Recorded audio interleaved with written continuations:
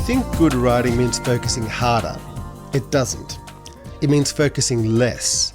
The brain science is clear on this, and it's got implications for everything we do, from how we corner to how we learn new skills. So, if you're ready to find out, just open your mind, man.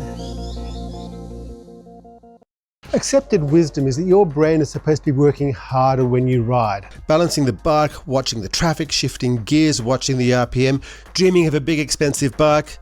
Well, maybe not the last.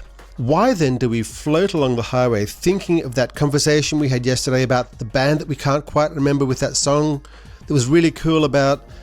Now, what was it? In the meantime, our bike just putters along. Our brain seems to bob behind us like a balloon vaguely tethered to the handlebars. There's a reason for that.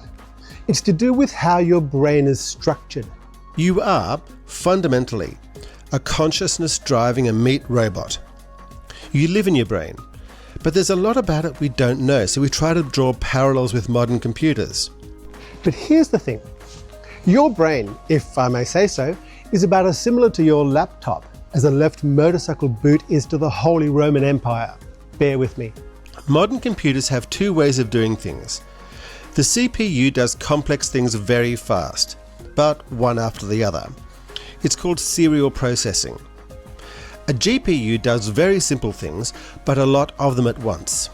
Parallel computing. Your brain does neither, and both. A computer has ones and zeros, on or off, yes or no. Your brain doesn't work like that. A single neuron isn't a switch. Its voltage can be anywhere. That in-between voltage matters. How fast it fires matters. When it fires, whether it fires in bursts or solo, the chemicals floating around it, they all matter. The rhythm of the whole system shifts from one moment to the next. Basically, digital computers are black and white. The brain is all colours of the rainbow. Now, different parts of the brain have different jobs. We're mostly going to talk about three. The prefrontal cortex is where conscious thought lives, but it can only handle one thing at a time, like a CPU. Then there's your cerebellum, where you handle timing and motor skills. It runs automatically once you've learnt something. More importantly, it can run in parallel. And lastly, the basal ganglia. Its job is to decide what action you're going to take before passing it off to another part of the brain. Think of it like a clutch. The engine is running, the basal ganglia decides when to engage. Weird, huh? How does this oddball computer in which you live do something so incredibly remarkable and complex as effortlessly riding a motorcycle? When that annoying person at work talks about multitasking being the key to their, admittedly limited, success, let me tell you, they're full of shit. The research says so. Because there's no such thing as true multitasking, your conscious mind is a Raspberry Pi. It is a single core computer that does one thing after another because it lives in the prefrontal cortex. What your co-worker is doing is task switching, rapidly and badly. Every switch they make takes between 0.2 and 0.5 of a second, and there's an accuracy hit. When they're talking on the phones, typing an email and scrolling Tinder, they're automating one of those things, probably the part that is their actual job. It's the same with motorcycling. We don't multitask. We hand some things off to other parts of the brain. When you change a gear, you don't have to think which way is up again. In fact, if you do that, you'll probably fuck it up. Ask me how I know that. The fluent rider isn't multitasking.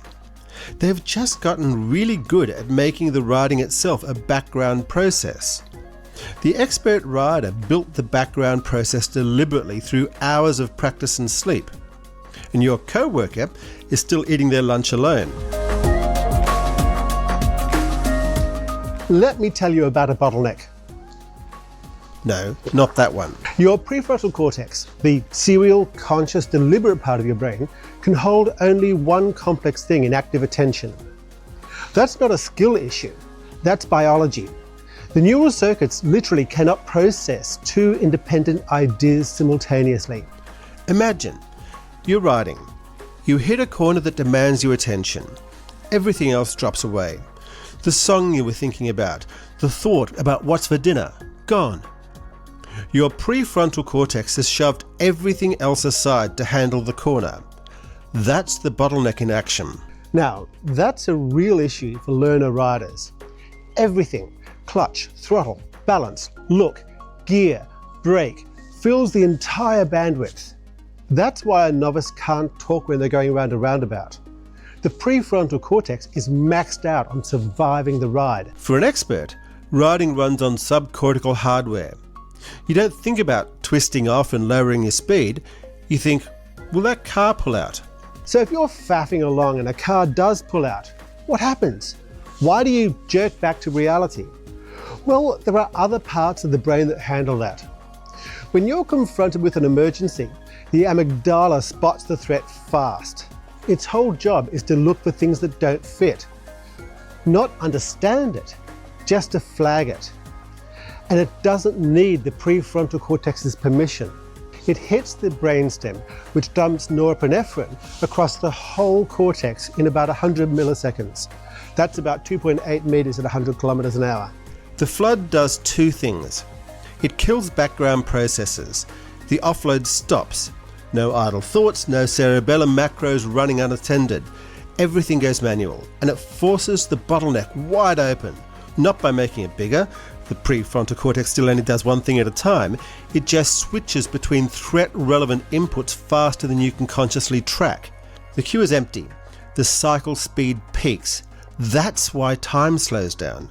More perceptual data gets compressed into each second, not because the brain found a new gear, but because nothing else is left to compete for attention.